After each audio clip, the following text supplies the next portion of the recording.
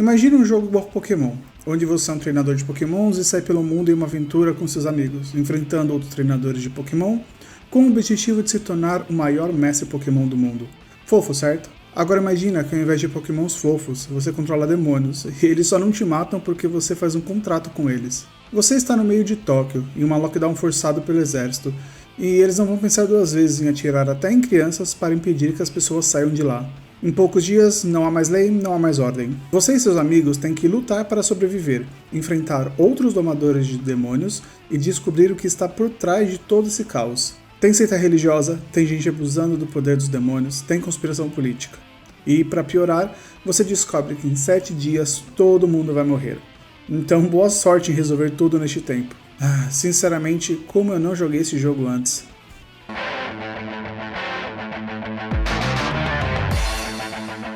Ok, começando pelo início, o que é Devil Survivor?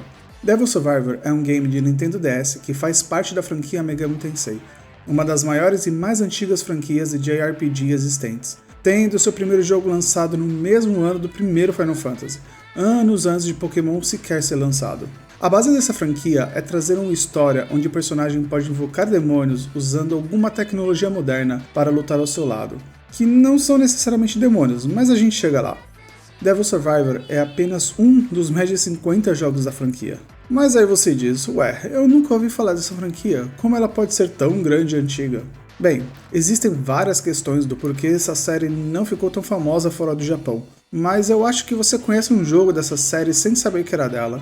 Se você já jogou Persona 5, parabéns, você já jogou um Megami Tensei. Acontece que a série é cheia de spin-offs, e talvez o spin-off mais famoso de hoje seja a série Persona. Devil Survivor também é um spin-off que tem 2 jogos, mas vamos falar apenas do primeiro hoje. Antes da gente começar de fato no porquê esse jogo é maravilhoso, vamos começar com o enredo e depois eu falo um pouco sobre a gameplay. Eu vou falar um pouco da história das primeiras horas do jogo, ressaltando os pontos que eu acredito fazer esse jogo ser mais profundo do que eu esperava, mas não vou entrar com spoilers comprometedores aqui. Imagina que você está em Tóquio, com seus 2 amigos, Atsuru e Yuzo, e cada um ganha um comp do seu primo. Um comp é basicamente uma mistura de celular com Nintendo Switch, mas esse comp que vocês ganharam é bem diferente. Vocês acabam ativando um aplicativo de invocação de demônios que, como o nome diz, invoca demônios. 3 demônios aparecem do nada e tentam te matar para que possam ser livres no mundo dos humanos. Vocês conseguem derrotá-los e agora podem invocar eles para lutarem ao seu lado. Além disso, vocês descobrem que o comp recebe diariamente um e-mail chamado Laplace, que é um tipo de noticiário dos principais eventos que irão acontecer no dia, quase como prevendo o futuro. O comp também te permite ver quantos dias as pessoas ainda têm de vida, aparecendo um número em cima da cabeça da pessoa. Logo no dia seguinte, a região de Tóquio em que você e seus amigos se encontram é fechada em um lockdown pelo exército, e nenhuma alma viva pode sair dela. Lembra que você pode ver quanto tempo de vida as pessoas ainda têm? Pois é, todo mundo dentro da área fechada tem no máximo 7 dias de vida. Muitos têm bem menos. Por causa do lockdown, a região não tem mais eletricidade e a comida começa a faltar, o que faz com que o caos comece aos poucos a tomar as ruas. Como se não bastasse, vários demônios começam a aparecer na região, matando civis e até policiais. A maioria dos demônios estão soltos, mas alguns estão sob controles de outras pessoas que também possuem comps alterados. E a partir daqui, vocês precisam sobreviver, descobrir os mistérios que envolvem o lockdown e uma seita religiosa que parece saber muito sobre os demônios. Descobrir o porquê os comps alterados estão aparecendo na região e qual o envolvimento do seu primo nisso tudo. E descobrir como parar o fim do mundo em 7 dias. Mas só mais um dia na vida de um personagem de JRPG. Vamos lá, se eu tivesse que resumir em uma expressão as impressões que eu tive nas primeiras horas do jogo, eu acho que essa expressão seria realisticamente brutal. Ok, por que isso? Logo no começo, a primeira coisa que os demônios tentam fazer quando aparecem é tentar te matar. E eles deixam isso verbalmente claro, como se estivessem se divertindo com isso. Ok, você eventualmente os derrota e eles são obrigados por um contrato a lutarem por você. Praticamente um pacto com o demônio. Mas é somente por isso que eles não tentam mais nada contra você e seus amigos. Após isso, à medida que os dias vão passando, a sociedade dentro do lockdown começa a degringolar. Você vai encontrar outros domadores de demônio que simplesmente vão impor suas vontades em cima das outras pessoas, que são indefesas. Os policiais não podem fazer nada contra os demônios. Pior, em determinado momento vemos um grupo de policiais que conseguem alguns comps e também começam a abusar de seu poder contra os civis. Eles não pensam duas vezes antes de atacar você e seus amigos, que, vamos lembrar, são no máximo adolescentes. Lentamente você vai vendo a hierarquia social se alterando e se firmando entre os domadores de demônios e os civis. No meio de todo este caos, como é possível restaurar a ordem? Como que os mais fracos podem ser defendidos e os que abusam de seu poder responsabilizados? No game, 2 personagens aparecem para preencher este papel. Keisuke é um domador que encontramos logo nos primeiros dias. Ele logo se mostra uma pessoa que possui um forte senso de justiça e quer proteger os inocentes da tirania dos poderosos. Atsuru já o conhecia e diz que ele sempre foi do tipo que protegia os amigos de bullying. Ele não é o tipo de pessoa que deixa uma injustiça passar batido. Bem, para uma situação igual a essa, ele é o tipo de pessoa necessária, certo? Eu diria para você ir com calma. Também conhecemos Midori, uma jovem e inocente cosplayer com a voz mais agradável de todas. I'm Magical Dolly, the warrior of love. My magical punishment strikes all demons who do evil. Quando Midori se torna uma domadora, ela fica deslumbrada com a ideia de proteger os mais fracos, inspirada pelo time do protagonista. Porém, por mais nobre que sejam suas intenções, Midori possui uma personalidade inocente e infantil que acaba colocando em risco. Ela sai usando seus demônios sem se preocupar com as repercussões negativas. As pessoas que ela salva estão assustadas e não conseguem distinguir Midori dos outros domadores de demônio, além dela nem pensar 2 vezes antes de enfrentar demônios mais fortes que ela, sendo salva mais de uma vez pelo time do protagonista. Voltando para Keisuke, ele tem um certo carinho por Midori e tenta durante muito tempo convencer ela a parar de se arriscar assim, sempre em vão. Porém, o garoto vira a chave quando ele descobre que as pessoas que Midori está tentando salvar se viram contra ela e tentam matá-la. A partir deste momento, ele decide aplicar a justiça de uma maneira mais rigorosa, matando tanto domadores de demônios quanto qualquer outra pessoa que cometa alguma injustiça. Até porque, qual pecado maior do que crucificar a única pessoa que se arriscou para te salvar? Keisuke Midori se torna uma personificação de 2 maneiras de justiça. A primeira, rigorosa, ordenada, implacável e quase vingativa, enquanto a segunda é misericordiosa, caótica e de alto sacrifício. Qual justiça está certa? Qual justiça esse mundo merece? Por qual delas você gostaria de ser julgado? E por qual delas você gostaria que seus inimigos fossem julgados? Keisuke e Midori são 2 lados da mesma moeda, e se eles conseguirão permanecer vivos e ao lado do protagonista, depende de suas escolhas. Vamos falar um pouco sobre demônios. Bem, eles não são exatamente demônios. Em Megami Tensei, demônios são mais como entidades sobrenaturais. Muitas delas são de origem oriental, então fica mais difícil de identificarmos, mas à medida que vamos adquirindo mais demônios, seres mais conhecidos das mitologias ocidentais vão aparecendo. Temos aí demônios como Thor, Odin, o Anjo, Sarasvati, Pazuzu, Loki, Shiva, Lakshmi e até o próprio Camunhão Lúcifer. Tudo que a Record dos anos 2000 iria amar. Bem, cada demônio pertence a uma raça, o que lhe dá uma habilidade especial de raça, e cada demônio tem seus próprios status e habilidades, até 3 ativas e 3 passivas. Existem algumas mecânicas para dar novas habilidades ao seu demônio, como atingindo o nível de Magnetite durante batalhas, ou através de fusões. Fusão é o melhor jeito de conseguir demônios novos e transferir habilidades. Você funde 2 demônios para criar um novo, e este novo demônio herda algumas habilidades dos outros 2. Você também pode comprar alguns demônios em uma espécie de leilão. Eu não sei explicar como isso funciona e por que está no jogo, mas é meio recorrente na série. Mas eles não vão vir com muitas habilidades, sendo melhor usá-los para fusões específicas. Você vai perder muito tempo olhando para a tela de fusão e pensando como adquirir seu melhor demônio. Durante as lutas, cada time é composto de um personagem e 2 demônios.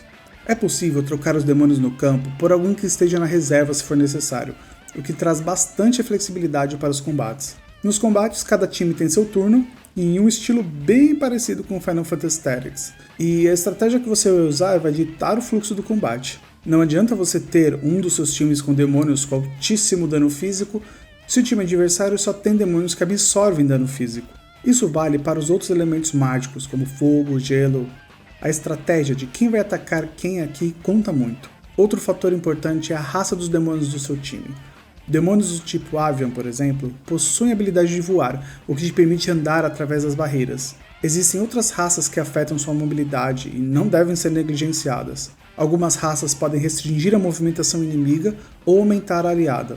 Outras te permitem atacar à distância, o que pode impossibilitar um contra-ataque. Tudo isso deve ser levado em consideração ao montar seus times e alguns combates específicos. O jogo vai testar se você realmente entendeu estes conceitos. Então se prepara para um jogo bem justo, porém bem complexo. Vamos voltar um pouco quando eu disse sobre o e-mail Laplace. Estes e-mails são criados por um poderoso algoritmo que, a partir das interações e os parâmetros recebidos, podem prever o futuro. Essa ideia é baseada no conceito do determinismo, onde todos os eventos que acontecem no futuro são frutos exclusivos de eventos que aconteceram no passado. Confuso? Ok. Essa parte é uma das mais interessantes, mas vai exigir que eu divague um pouco no tema. Fica comigo que vai valer a pena. Para começar, vamos por partes. Relembrando um pouco das aulas de física, sendo mais específico as leis da mecânica clássica, como que podíamos prever quando um corpo, um objeto aleatório, em movimento, iria chegar em determinado lugar?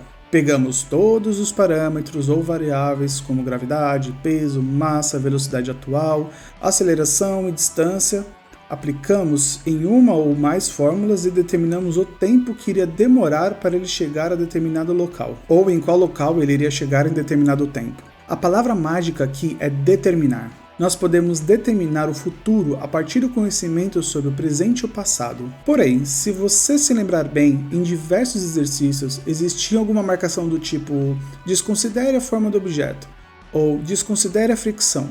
Essa é uma boa dica, porque na vida real, cada objeto sofre milhares de influências, como vento, pressão atmosférica, fricção, temperatura. Nem a gravidade é constante em todos os lugares do planeta, ou seja, milhares de parâmetros. Os exercícios que fazíamos isolavam todas essas outras variáveis, porque a ideia era entender como as fórmulas básicas funcionam. E convenhamos, seria impossível aplicar todas essas variáveis em todas as fórmulas e chegar a um futuro determinado.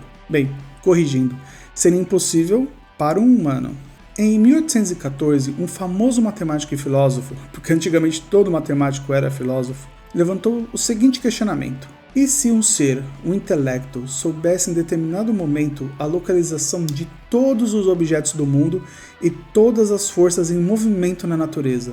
Se ele soubesse onde todos os átomos estão, quais as forças aplicadas entre eles, e pudesse digerir e analisar todos esses dados em fórmulas, essa entidade então seria capaz de prever o absoluto futuro das coisas, assim como nós éramos capazes de prever o futuro do objeto em movimento no papel de exercício de física. Essa entidade poderia conhecer o destino de todos, mas que tipo de entidade poderia ter um poder tão assustador? Nunca ficou claro, mas ao longo do tempo, algumas pessoas, talvez pelo temor que tal poder causasse nelas, imaginaram que tal intelecto poderia apenas ser do demônio. E quem era esse grande matemático que fez a elaboração deste conceito? Um francês conhecido como Pierre-Simon Laplace. E é assim que ficou conhecido o famoso demônio de Laplace. Devil Survivor nem tentou esconder a referência e, ao invés de ser um demônio em si, quem gera os e-mails Laplace é um poderoso algoritmo. Aliás, ele também é o mesmo algoritmo que mostra o relógio de quanto tempo as pessoas ainda têm de vida, porque ele consegue prever o destino de todas as pessoas. Como alguém pode lutar contra algo assim? Pior, logo no primeiro dia, o time do protagonista descobre que eles estão destinados a morrer no próximo dia. Que tipo de força poderia ser maior do que o determinismo das coisas? Quem poderia ir contra o próprio destino? Inevitavelmente, o time se encontra na batalha em que eles deveriam supostamente morrer. Mas nem preciso dizer que eles conseguem ganhar e mudar o próprio destino, depois de uma luta bem difícil e muito discurso motivacional.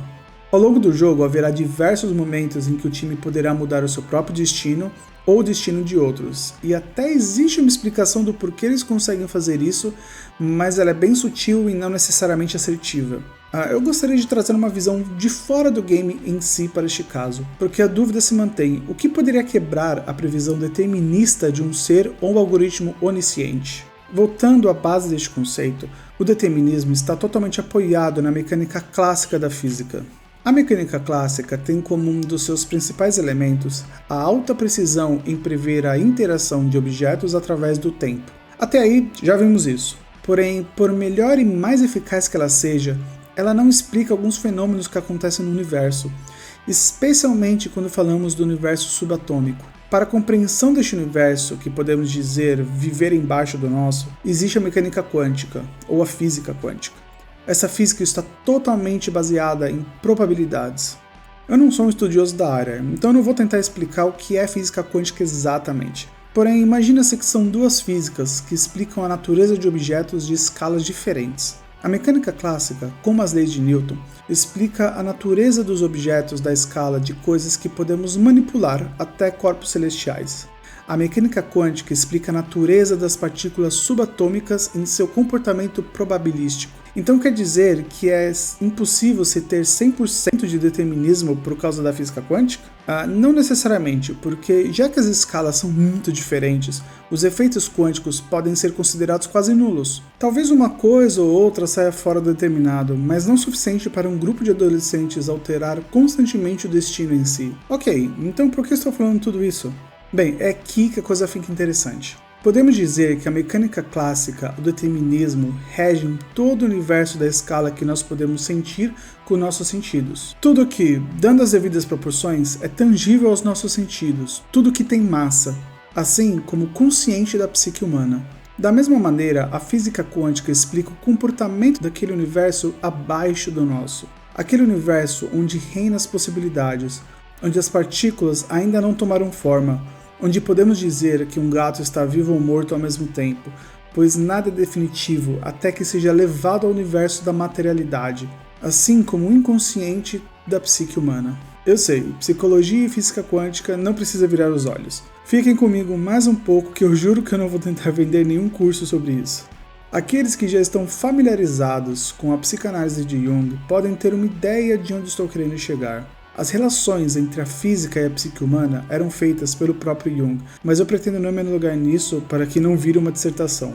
A relação é basicamente essa que apresentei anteriormente. O reino do consciente, tudo aquilo que percebemos e que temos consciência, trabalha de forma lógica, ordenada e determinista. Enquanto isso, no reino do inconsciente habitam formas não claramente delineadas. É um reino de potencialidades e possibilidades com uma natureza quase caótica até que seja iluminada pela consciência. E é aqui que eu acredito que o demônio de Laplace, o determinismo, perca sua força. Se a física quântica tem um pequeno impacto na mecânica clássica, o mesmo não pode ser dito sobre o inconsciente humano. Veja, é no inconsciente humano que habitam as grandes ideias, a determinação dos deuses e a resiliência dos heróis. É do inconsciente humano que seus medos tomam conta de você e te paralisam. É de lá que vem a raiva e a energia de provar para todos que você pode fazer aquilo que disseram que você nunca poderia. Melhor dizendo, é de lá que vem a força para superar o próprio destino. E isso é algo que o determinismo não pode prever, porque não está no mesmo reino. Se eu quisesse descrever isso de uma maneira mais poética, eu diria que é assim que a alma do ser humano pode derrotar o demônio de Laplace. Ok, isso foi meio brega. Mas brega ou não, eu realmente acredito que esse é o grande dilema apresentado por Devil Survivor. No final das contas, é a luta entre o destino e o livre-arbítrio. Eu não consigo deixar de pensar que o arrancar de máscaras em Persona 5 tem o mesmo princípio por trás, mas isso já é assunto para outro vídeo. Antes de terminar, eu gostaria de levantar algumas outras características deste jogo que são incrivelmente boas. Ele tem uns 6 finais diferentes, a maioria é bem interessante, tirando um que seria um final ruim. Existe um debate sobre isso na internet, mas eu não acho que exista um final realmente canônico. Alguns parecem mais dentro da trama que outros, porém todos são construídos e fazem sentido como enredo. Por mais que pareçam existir um final bom e um mau, as coisas não são tão simples e depende muito da tua interpretação aqui. Eu não posso deixar de falar da trilha sonora, que é simplesmente impecável. É uma mistura de rock fusion com elementos de música eletrônica. A variedade de influências aqui é gigantesca, digna de um bom JRPG.